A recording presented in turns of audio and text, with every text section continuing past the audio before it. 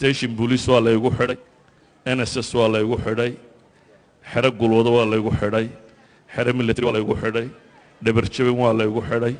jeel waa la igu xidhay mustafe xaj ismaaciil haaruun baa la yidhaahdaa reer wadaadaa baan ka dhashay aabbahay xaaji baa uu ku magac dheeraa nin sheekh uu ahaa awogay aw haaruun baa la odhan jiray awogay ka dambeeya aw yuusuf baa la odhan jiray reer culamo oo diin ku taxan ayaan ka dhashay reer ahaan gobolka burcaan ku dhashay wakhtigii isticmaarkaanan dhashay intii aan dowladda soomaaliyeed dhalanin dadka geedka hoostiisa ku dhashayna waa ka mid ahay inkastoo aabbahay allah u naxariisto 45 sannadood buu cadan deganaa 1963 buu ka soo noqday laakiin dhaqanku wuxuu ahaa in islaamaha loo diro baadiyo ay baadiyo ku dhashaan iyadoo la diidan yahay dhakhtarka iyo raggaa joogiya waxaasi aanay islaamuhu rabin ee loo diro hooyadeedoo baadiyo joogta inay baadiyo lagu soo umuro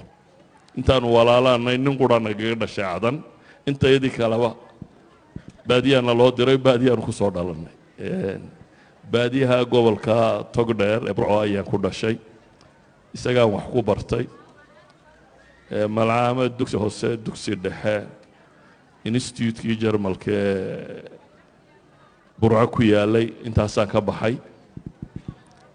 takhasuskaygu tumaalnimada laydhku ahaa jaamacaddii soomaaliyeed baan ka baxay 1980kii iyadana takhasuskaygu tumaal laydha baan kaga baxay korontada ya tumaalku waa farsamo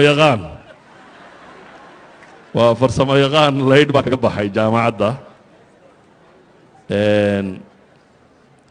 kadibna waxaan noqday macallin dugsiga farsamada gacanta ee jarmalku dhisay ku yaalla magaalada burcan macallin ka noqday markaan muddo sanad iyo bar meelaha joogay dowladdii soomaaliyeed baa ay xidhay dowladdaas soomaaliyeed ma rabo wax badan inaan ka sheego laakiin intay meelooda wax ku xidhi jirtayba waan soo maray station police waa la igu xidhay NSS waa la igu xidhay xero gulwado waa la igu xidhay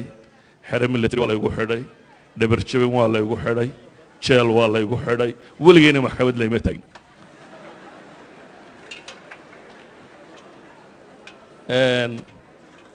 mararka qaarkoodna sanadaan ku jiray mararka qaarkood baan 30 bilood ku jiray calaa kulli xaal waxbarashada diineedna waxun bay ahayd un culamada soomaaliyeed ee waddanka degan wixii aanu ka bowsanay ma jirin waddan dabadeed aanu baxay intii dambana saanu joogo un waddanka soomaaliya ayaa dagaaladii jabhaduhu ka dhaceen magaalada burcaan joogay markii 1988 jabhadu soo gashay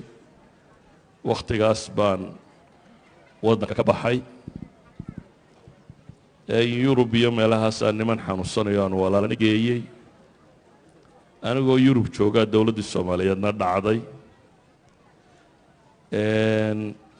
ilaa 99kii baan deganaa yurub march 1999 baan dib ugu soo noqday magaalada hargeysa ilaa haddana hargeysaan deganay laakiin socodkayga yurub waa tiro badan yihi 21 sannadood dambe burciya hargeysa un baan ka dhexeeya laakiin waa badan yahay socodkayga aan ku noqnoqdo yurub iyo meelahaan ku noqdo